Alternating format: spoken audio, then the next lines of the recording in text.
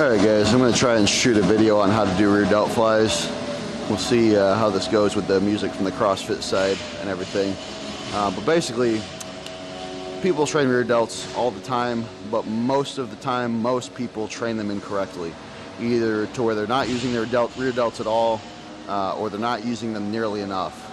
So I'm going to show you guys a cue that helped me with the rear delt fly to actually engage my rear delts. I was able to feel them for the first time and kind of develop them.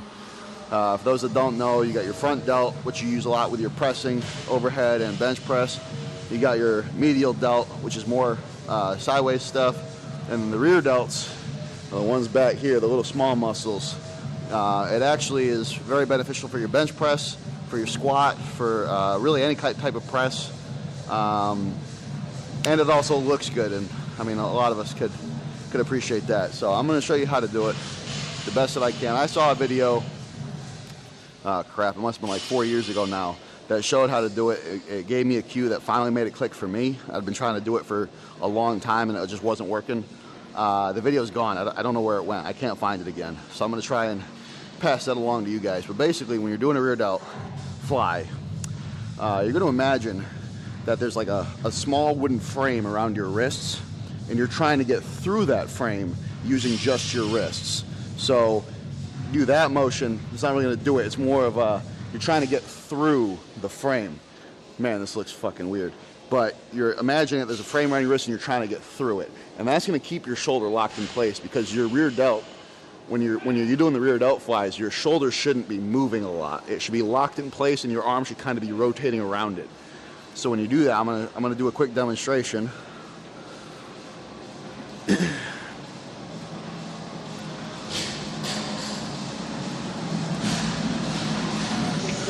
So if you grab the dumbbells and you just raise them up in the air, like, that's not using rear delts at all. This isn't using rear delts really. So what you want to do is you're trying to get through that frame. The shoulders are locked in place. Your arms are rotating around the shoulder joint. And I even like raise my head kind of along that same cue. Like I'm trying to get through that frame just using my wrists. So you don't want a lot of shoulder movement. And a lot of people will ask me why my range of motion is so small. There's not, you see when I get to the top of the motion, it's like here. Whereas a lot of people try and be up here. And so I've had people ask me, like, why are you doing partial range of motion on your rear delt flies? It's not partial range of motion. That is the full motion of my rear delts. When you go past there, you start to take your rear delts out of it. It would probably help if I redirected the camera towards myself while I'm talking. So it's not this, it's this. The shoulder really shouldn't move that much at all. It's going to rotate, and the front delt is going to balloon up a little bit as you're doing the motion. And actually, my rear delts are kind of uncomfortably pumped just from that little demonstration set. So, wooden frame around the wrists, you're trying to get through it.